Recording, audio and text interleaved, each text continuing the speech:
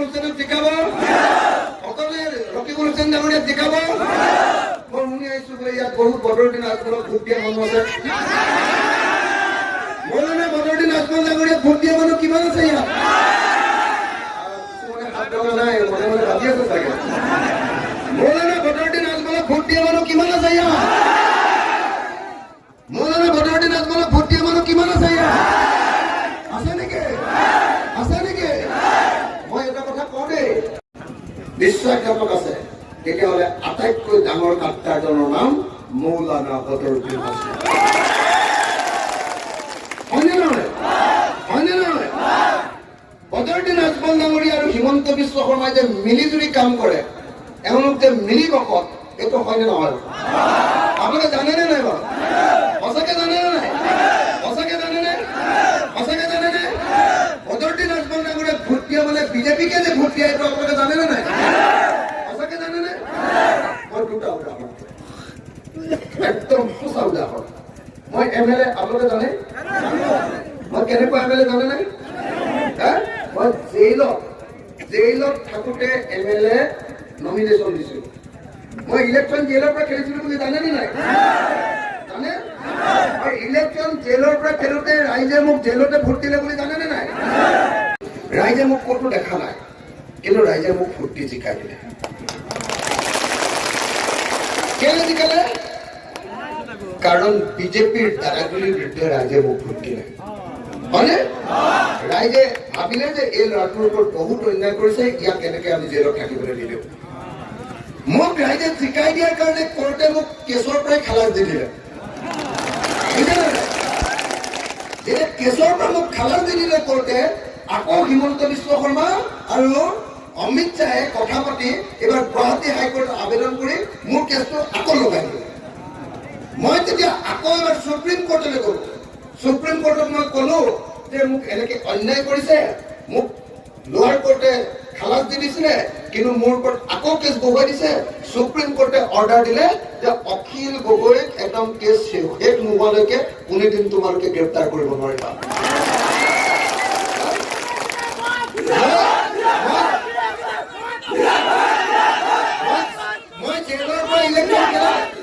মই জেলৰ পৰা ইলেকশ্যন খেলা মানুহ আৰু জেলৰ পৰা ইলেকশ্যন খেলা মানুহে নহয় জেলৰ পৰা আহি যেতিয়া বিধানসভাত সোমাইছো বিধানসভাত হিমন্ত বিশ্ব শৰ্মাই আটাইতকৈ ভয় কৰা মানুহটোৱে মই হয়নে নহয় হিমন্তক একদম পানী খুৱাই দিয়া মানুহটোৱে মই হয়নে নহয় হিমন্তক বিধানসভাত নাকত ধৰি চাকত দিব ঘৰুৱা মানুহটোৱে মই হয়নে নহয় হিমন্তই মোক দেখিলে মানে এনেকুৱা কৰি থাকিব বুজিলে সেই মানুহটো মই যেতিয়া বিধানসভাত পঢ়ি আছো বদৰুদ্দিন আজমল দলৰ এজন বিধায়ক কৰিমউদ্দিন বৰভূঞা নামটো শুনিছেনে কৰিমউদ্দিন বৰভূঞা বিৰাট দালাল কৰিমউদ্দিন বৰভূঞাই মই এইখন চিটত বহি আছো এইফালে এইডোখৰত আহি বহিলে কৰিমউদ্দিন বৰভূঞাই এইডোখৰত আহি বহি আহি ক'লে যে অখিলদা মই আপোনাক এটা কথা ক'বলৈ আহিম কওকচোন বোলে এই ৰাজ্যসভাৰ যে নিৰ্বাচন হ'ব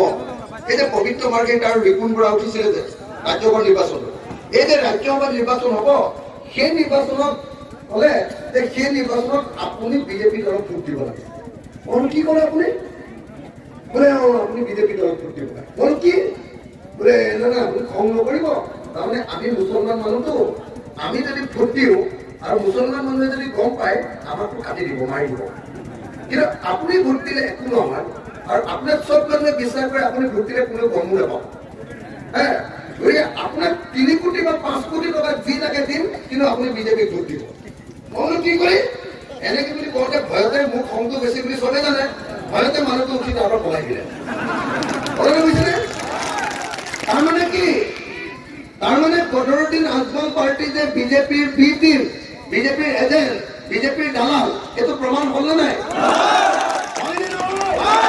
বদৰুদ্দিন আজমলৰ দল বিজেপিৰ দালাল হয়নে নহয় বিজেপিৰ দালাল হয়নে নহয়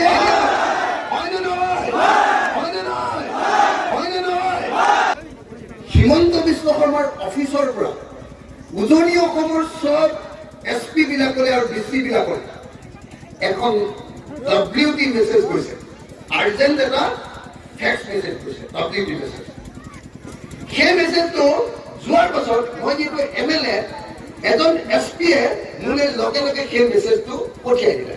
বোলে চাওকচোন ছাৰ, এইখন CM অফিচৰ পৰা কি কাগজ আহিছে। মই চাই দেখিলো তাত কি লিখা আছে জানেনে? CM হিমন্ত বিশ্ব শৰ্মাই SP বিলাকক আৰু DC বিলাকক নিৰ্দেশ দিছে যে এতিয়াৰ পৰা উজনি অসমৰ পৰা অহা বিলাক যিবিলাক সাঁচি গছ মানে কৈছেনে? সাঁচি গছ মানে হ'ল কি কয়, আগৰ গছ, আগৰ য'ৰ পৰা যে পাৰফিউমটো বনাই যে, এই যে এই গুণটো যে বনাই, কি বুলি কয়, আগৰৰ এইটো যে বনাই নে নাই, তো সেইটো যে বনাই, সেই তাৰ যিজোপা গছ, সেই গোটেই বিজনেছটো আজমল ডাঙৰীয়াই কৰে নে নকৰে বাৰু? ক'লে যে আমালে নিৰ্দেশ দিছে, মই চালো যে SP বিলাকলৈ নিৰ্দেশ দিছে যে এতিয়াৰ পৰা কোনো ধৰণৰ সাঁচি গছ বা আগৰ গছৰ গাড়ী SP আৰু DC বিলাকে ৰাস্তাত কৰিব নোৱাৰিব। বুজিছেনে? তাৰমানে AIDFে কি কাম কৰিলে? প্ৰথমতে গৈ কি ক'ব লাগিছিলে যে অসমত এজনো মুছলমানে যাতে বিজেপি চৰকাৰৰ বিপদত নপৰে তাৰ নিশ্চয়তা আমাক আপোনাৰ পৰা লাগে। এইটোহে বদৰুদ্দিন আজমলৰ পাৰ্টীয়ে ক'ব লাগিছিলে। কি ক'লেগে? বদৰুদ্দিন আজমলৰ যিটো বেপাৰ, কি বেপাৰ? আগৰৰ বেপাৰৰ গাড়ী যাতে পুলিচে নধৰে তাৰ কাৰণে প্ৰথম দিনাই গৈ এটা অৰ্ডাৰ উলিয়াই লৈছে। তাৰপিছত চিৰাজুদ্দিন আজমল ওলাই আহিছে, 1 ঘণ্টাৰ পাছত ওলাই আহিছে কি কয় CMৰ অফিচৰ পৰা বাহিৰত আহি টিভিৰ আগত কৈছে যে হিমন্ত বিশ্ব শৰ্মা অসমৰ শ্ৰেষ্ঠ মুখ্যমন্ত্ৰী। অসমত এতিয়ালৈকে যিমান মুখ্যমন্ত্ৰী আছে তাৰ ভিতৰত আটাইতকৈ ভাল মুখ্যমন্ত্ৰী বোলে হিমন্ত বিশ্ব শৰ্মা। কামটো ভাল ক'লে নে বেয়া ক'লে বাৰু? এইটো একদম ডাইৰেক্ট দালালি হয়নে নহয় বাৰু? এইটো ডাইৰেক্ট 2 নম্বৰী হয়নে নহয় বাৰু? এইটো মুছলমান জাতিটোক বিক্ৰী কৰি থৈ আহিলে নে নাই বাৰু? বিক্ৰী কৰিলে নে নাই? মুছলমান জাতিটোক বিজেপিৰ ওচৰত কোনে বিক্ৰী কৰিলে? AIDFে বিক্ৰী কৰিলে নে নাই? কৰিলে। যদি দাড়ি আৰু টুপি আছে তেতিয়াহ'লে যিকোনো সময়তে বিপদত পৰিব পাৰে। কোনোবাই শান্তিত কাম কৰিবলৈ যাব পাৰে নেকি আজিকালি? ডিব্ৰুগড়লৈ যাওক, শিৱসাগৰলৈ যাওক, যোৰহাটলৈ যাওক, গুৱাহাটীলৈ যাওক, দিল্লীলৈ যাওক, বেংগলোৰলৈ যাওক, অসমত আৰু ভাৰতবৰ্ষৰ ক'তো এতিয়া মুছলমান নিৰাপদে থকা নাই, হয়নে? যিকোনো সময়তে মুছলমানক কোনোবাই মৰিয়াই মৰাৰ এটা পৰিৱেশ তৈয়াৰ কৰিছে এই বিজেপি চৰকাৰে। মই শুনিছো যে দুখীয়া মুছলমানৰ কাৰণে বোলে বেটেৰী ৰিক্সা দি আছে বদৰুদ্দিন আজমল। ধুবুৰীত কিমান খন বেটেৰী ৰিক্সা দিলে? কিমান জন পালে আপোনালোকে? ইয়াত কোনোবা বেটেৰী ৰিক্সা পোৱা মানুহ আছে নেকি? আছে নেকি? এজনো আছে নেকি? ক'ত বেটেৰী ৰিক্সা বিলালে?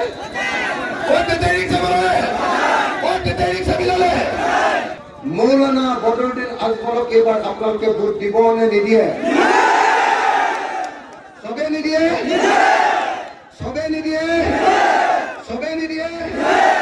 তেতিয়াহ'লে আজিৰ পৰা বদৰুদ্দিন আজমলৰ দিন গ'ল, শেষ দিন গ'ল, সঁচাকে দিন গ'ল। চবে একেলগে খেলিছো আৰু সেইকাৰণে হিমন্ত বিশ্ব শৰ্মাই পানী খাই গৈছে। হিমন্ত বিশ্ব শৰ্মাৰ মুখখন হেতা কৰি এনেকুৱা একদম ঠাণ্ডা হৈ গৈছে, দেখিছেনে মানুহটো? দেখিছেনে নাই আপোনালোকে? হিমন্ত বিশ্ব শৰ্মাই কৈছিলে 14 খনৰ ভিতৰত 14 খনে চিট পাম। এতিয়া 14 খনৰ ভিতৰত এনেকুৱা আলু এটাহে পাব যেন লাগিছে, বুজিছেনে নাই? তো এইকাৰণে ঠাণ্ডা হৈ গৈছে, একদম পুৰা ঠাণ্ডা হৈ গৈছে বিজেপি, বুজিছেনে নাই? 2026ত আমি বিজেপি একদম বিজেপিৰ গাড়ীখনক আমি ব্ৰহ্মপুত্ৰত এনেকে 3 গগৈ ধৰিম আৰু লগত কিবা আৰু এজন মানুহ পঠিয়াই দিম। কোন জানেনে? হিমন্ত বিশ্ব শৰ্মাৰ চকীখনৰ লগত আৰু এখন গাড়ী বান্ধি দিম আৰু বান্ধি দি লগ কৰি দিম চলাচল। কাৰ চকী বাৰু এখন? কাৰ চকী? সঁচাকে ভাল লাগিবনে? একেলগে মামা আৰু চাচাই নাচি নাচি গৈ থাকিব। মামা আৰু চাচাক আমি বাংলাদেশলৈ পঠিয়াই দিম। চাচাই গৈ বাংলাদেশৰ মুছলমান মানুহৰ লগত থাকিব আৰু মামাই গৈ বাংলাদেশৰ হিন্দুৰ লগত থাকিব। কিন্তু সেইটো কৰিবলৈ হ'লে আপোনালোকে আমাক এটা বস্তু দিব লাগিব 2024 চনত ৰকিবুল হুছেইনক সকলোৱে ভোট দিব চবে হাত ওপৰলৈ তোলা নাই ৰকিবুল হুছেইনক ভোট দিব পিছৰ কিনে তোলা নাই মই দেখি আছো